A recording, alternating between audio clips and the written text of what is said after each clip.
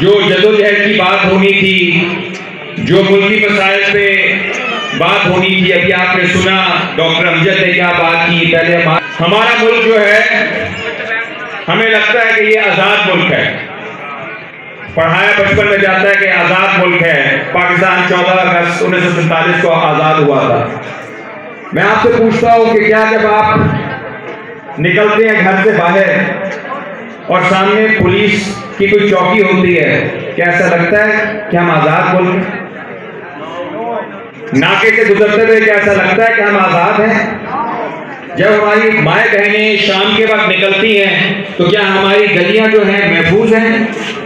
क्या लपटे होते हैं और आगे कोई उस वक्त लगता है कि हमारे हिफाजत के लिए है, या ये लगता है कि ये हमें लूटने के लिए यहाँ पे मौजूद है, हमें डराने के लिए यहाँ पे मौजूद है, डकैत से बचाने के लिए नहीं, डाका डालने के लिए यहाँ पे मौजूद है। ये दोस्तों अगर यही कैफियत है जो लाहौर में भी है, जो सिंध में भी है, जो खैबर पख्तूनख्वा में भी है, जो बलोचिस्तान में भी है, जो कश्मीर में भी है, गिलगित बल्तिस्तान में भी है, तो फिर ये किस किस्म की आज़ादी है? मेरे दादा बटानवी राज के अंदर पैदा हुए थे। वो कहते थे अंग्रेज अफसर को देख के हम घबरा जाते। गुजरावाला में रहे वो। गुजरावाला में एक जमाने में उन्होंने कानून बना दिया था कि जहां कोई गोरा अफसर नजर आए सब कुछ छोड़ के सलूट मारो।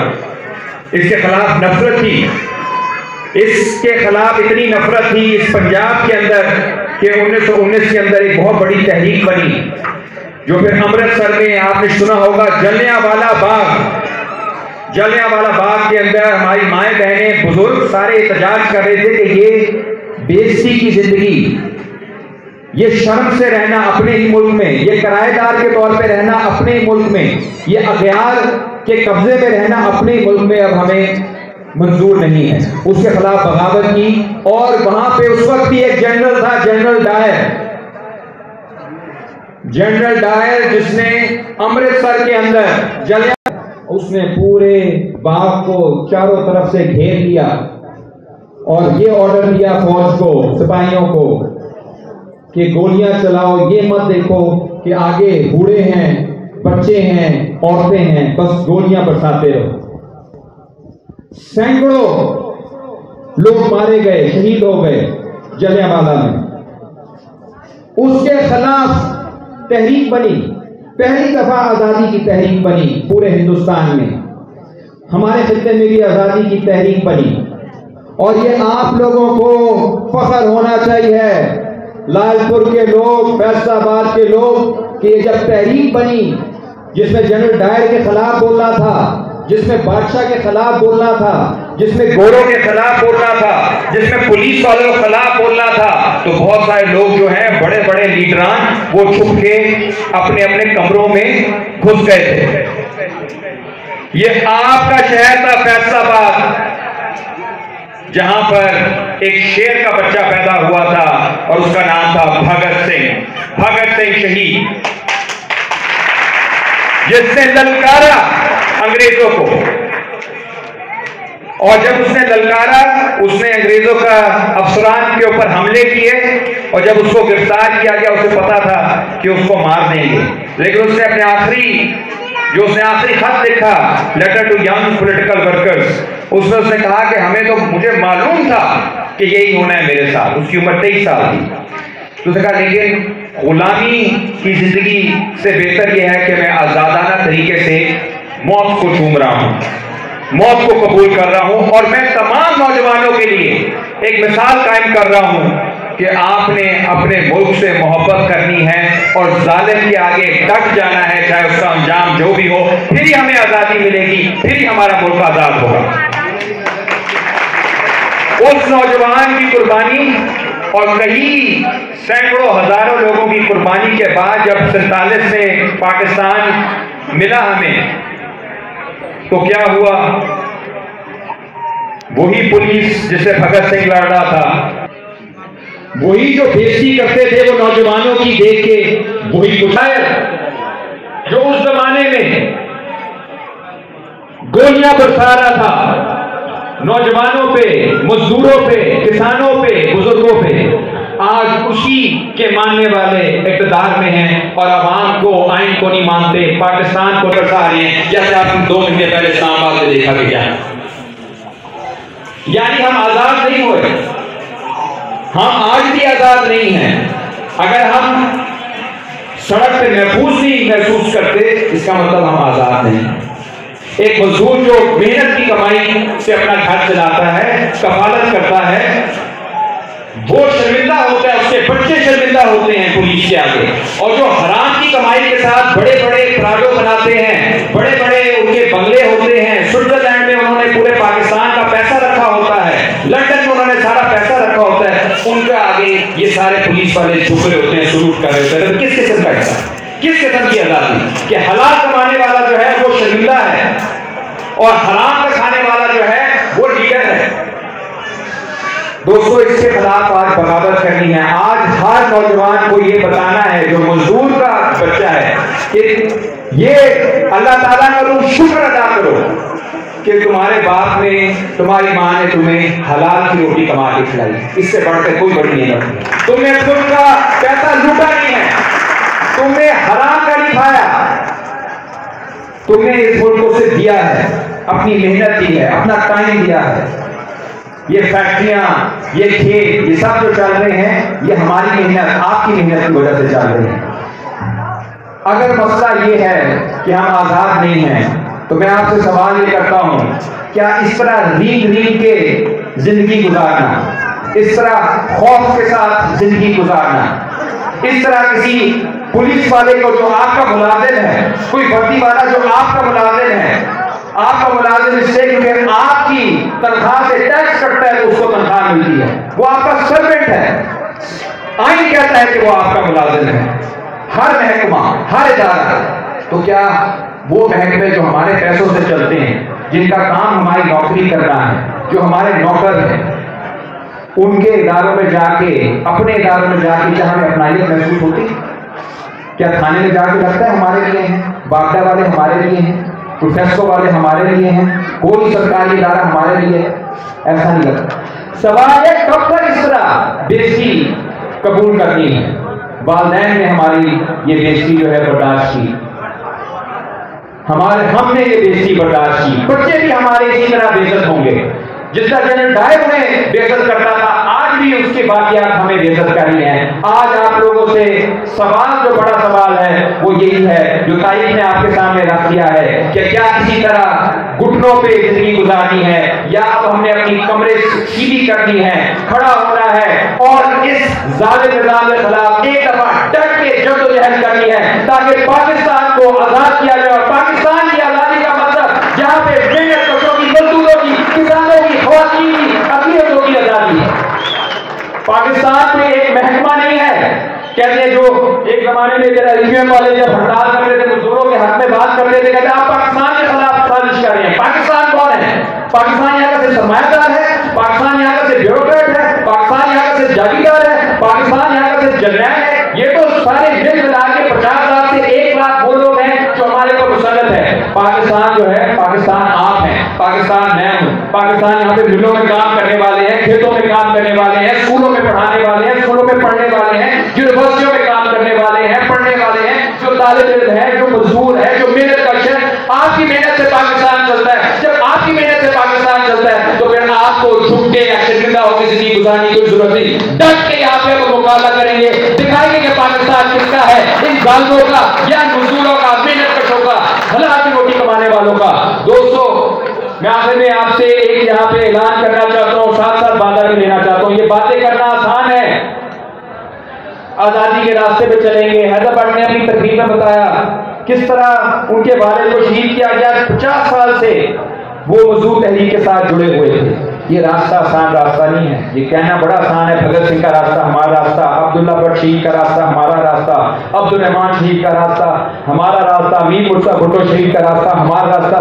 कहना बहुत आसान है, लेकिन हर किसी को, हम सब के अंदर एक छोटा छोटा अनापरस्त मौजूद है जो अपना सोचता है।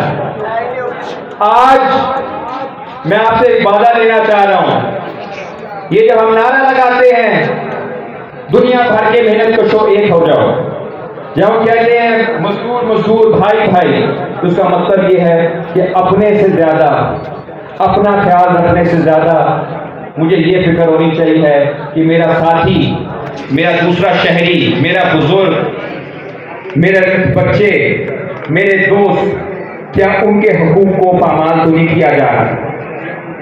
अगर हम किसी के साथ जुल्म पे खामोशी इख्तियार करेंगे, आज बलूचिस्तान में जुल्म हो रहा है, हम उस पर खामोशी इख्तियार करेंगे, सिंध में जुल्म हो रहा है, उस पर हम खामोशी इख्तियार करेंगे, खैबर पख्तूनख्वा कश्मीर गिलगित बल्तिस्तान में जुल्म हो रहा है, उसमें खामोशी इख्तियार करेंगे, हमसाये में जुल्म हो रहा है, खामोशी इख्तियार करेंगे, क्योंकि मेरे साथ नहीं हो रहा, तो फिर हम तो किसी जानवर से भी बदतर है। अगर हम इंसान हैं तो हमें दूसरों का ख्याल रखना पड़ेगा, दूसरों के लिए आवाज उठानी पड़ेगी, क्योंकि कल को वो हमारे लिए भी आवाज उठाएंगे। ये है मजदूर, दुनिया भर के मजदूरों मेहनत को जो एक हो जाओ। इसका मतलब ये कि मेरी ताकत तब तक है जब तक आप मुनज़्ज़म हैं, आपकी ताकत तब तक है जब दूसरे लोग आपके साथ आवाज उठाने के लिए तैयार हैं। आप फैसलाबाद में जद्दोजहद करेंगे तो लाहौर में आवाज उठेगी, लाहौर में जद्दोजहद होगी तो सक्कर में आवाज उठेगी, सक्कर में जद्दोजहद होगी तो पेशावर में आवाज उठेगी, तब जाके हम पाकिस्तान को जोड़ेंगे, मेहनत कशों को जोड़ेंगे। तो क्या आप ये कुर्बानी, मैं की अना की कुर्बानी देने के लिए तैयार हैं? आप लोग अपनी अना मानने के लिए तैयार हैं? ये मैं इसलिए नहीं कह रहा कि बस इधर थोड़ी छोटी बात करें, क्योंकि हमने अपनी जिंदगियां इस तरफ लगा दी, हम शहीदों से मिले हैं। हमारे अभी 2 हफ्ते पहले एक शहीद, ये इससे कह रहा हूं कि वाकई ही ये बहुत बड़ी जिम्मेदारी है। ये बात कह के फिर बाद में कह के लगा के निकल जाना, इससे नहीं कर रहे हम ये बात। इसका कुछ मकसद है, अपनी जिंदगी को किसी बड़े मकसद के साथ जोड़ना, उसके बगैर जिंदगी कुछ भी नहीं है। उसके बगैर तो आप छोटी सी बात पे भी बिक जाओगे। अगर आप इस लड़ाई के लिए तैयार हैं तो सबसे पहला काम यही करना पड़ेगा कि आपको जहां पे आप काम कर रहे हैं, जहां पे आप रहते हैं, चाहे किसान इत्तेहाद के हमारे साथ साथी हैं, अंजुमन मुजाहिदीन, अपनी अपनी तंजीमों को मुनज़्ज़म करना शुरू करें, नौजवानों को जाके तैयार करें, स्टडी सर्कल करें, उनसे बात करें, उनसे बहस करें कि बेमकसद जिंदगी खत्म करो। शाम तबाह हो चुका है, गाजा तबाह हो चुका है, लिबिया तबाह हो चुका है, इराक तबाह हो चुका है, पाकिस्तान की भी बारी आ रही है। हमारे हुक्मरान हमारा तहफ़्फ़ुज़ नहीं करेंगे। ये बेगैरत, ये बेशरम, जिनका पैसा बाहर है, इन्होंने बाहर भाग जाना है। इन्होंने पहले भी ड्रोन हमलों की इजाजत दी, इन्होंने पहले भी हमारी माँ बहनों को उठा के अमेरिका के हवाले किया। ये नहीं लड़ेंगे। अगर पाकिस्तान को कोई बचाएगा, अगर पाकिस्तान का कोई दिफा करेगा, तो यहाँ के मजदूर, किसान, तुलबा, मेहनत कर, आप, मैं, हम सब मिलकर पाकिस्तान का दिफा करेंगे। इस तरह से आपको मुनज़्ज़म करेंगे। लड़ाई बड़ी लड़ाई है, ये बड़ी लड़ाई होने लगी है। अगर पाकिस्तान की सालमियत को बचाना है तो हम बचा सकते हैं मिलके, तो अपने आप को बड़े मकसद के लिए करता जाओ। आखिर में इस साल पंजाब के अंदर मरियम नवाज जो जिनके पास ना इख्तियार है, ना उनको पंजाब में कोई दिलचस्पी है, अभी हमारे साथी ने जिस तरह बताया किसानों की एक लूटमार हो रही है, वो इस दफा वोट मांगने आएंगी, क्योंकि लोकल बॉडीज के इलेक्शन होने लगे हैं, मकामी हुकूमतों के इलेक्शन होने लगे। इनका ख्याल है कि 5-5 हज़ार रुपया फेंकेंगे गरीबों के ऊपर और ये वोट लेंगे। क्या आप लोग अपना मुस्तकबिल, अपने बच्चों का मुस्तकबिल 5 हज़ार रुपये के लिए बेचने के लिए तैयार हैं? नहीं। क्या आप तैयार हैं? नहीं। क्या आप इस निज़ाम के खिलाफ जिसमें आपके बच्चों के मुस्तकबिल की कीमत 5 है, बगावत के लिए तैयार है? बगावत के लिए तैयार है?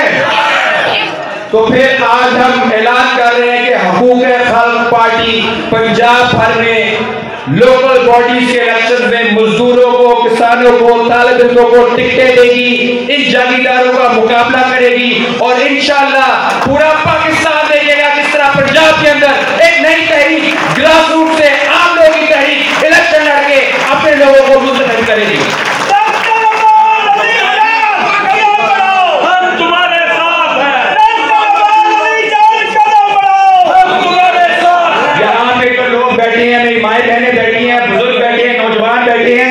आप लोग सिर्फ आम लोग नहीं हो, आप लोग, ये आइन कहता है इस मुल्क के हुक्मरान आप हो, अल्लाह ताला की सालियत है, आइन कहता है और उसकी नुमाइंदगी अवाम करती है। आप लोग इस मुल्क के हाकिम हो, आप लीडर हो। एक एक बंदे के अंदर यह लीडर मौजूद है। अपने अंदर जो लीडर, जो वो एक इंसान, एक जमीर बाज़मीर इंसान जो इस निजाम ने आपसे छीन लिया है, वो लीडर आपके अंदर से निकाल दिया, आपको झुकना सिखाया है, उस लीडर को वापस पहचाने, उसको वापस उजागर करें। मुझे पूरा यकीन है कि जदोजहद जिस तरह भी पूरे पंजाब का दौरा करने लगे हैं, जिस तरह ये जदोजहद होगी, मुझे पूरा यकीन है कि हम बहुत बड़ा सरप्राइज देंगे। ये ख्याल में बैठे हैं कि सो चुकी अवाम सोई, अवाम अंदर से प्लानिंग कर रही है, और ये प्लानिंग नजर आएगी जब हकूक अकल पार्टी इलेक्शन में उतरेगी, जब हकूक अकल पार्टी किसानों की तहरीक में उतरेगी, जब हकूक अकल पार्टी मजदूरों की तहरीक में उतरेगी। और आज पार्लियामेंट में हमारे साथ डॉक्टर अमजद अली खान जैसे साथी भी मौजूद है, और हमारे साथ शहीदों के वारिस जुल्फिकार अली चुनचुनिया भुट्टो भी हमारे साथ मौजूद है।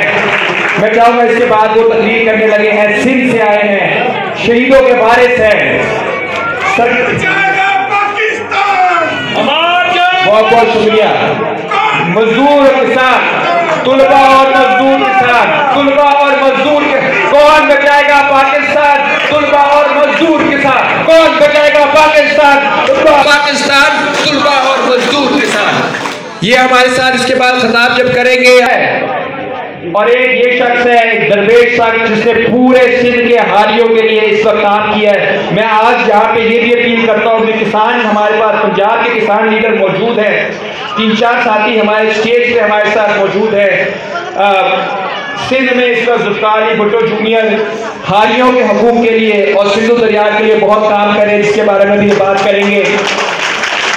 ये पंजाब का मुकाबला सिंध नहीं होना चाहिए, बल्कि पंजाब के किसान, सिंध के हारी, खैबर पख्तूनख्वा के किसान, बलूचिस्तान के पिसे हुए अवाम, गिलगित-बल्तिस्तान और कश्मीर के अवाम, हम सबको मिलकर इस खिते की बेहतरी के लिए काम करना चाहिए। तो इंशाल्लाह बहुत जल्द किसान कॉन्फ्रेंस भी हम एक बड़ी करेंगे, जिससे सिंध से अपने साथियों को बुलाएंगे। मैं आप लोगों का बहुत मशकूर हूँ टाइम देने का। और बस एक बात याद रखिएगा कि ये आखिरी हमारी मीटिंग नहीं है, मैं आपके पास बार बार आता रहूंगा, कोई तालियां बजवाने नहीं, बल्कि उस जद्दोजहद का आगाज करने जो आखिरकार 1919 से जनरल डायर के खिलाफ जो हमारी जद्दोजहद चल रही है, उसको हम मकाम तक पहुंचाए, और इंशाल्लाह पाकिस्तान आजाद होगा तो हमारे हाथों से ही होगा। बहुत बहुत शुक्रिया।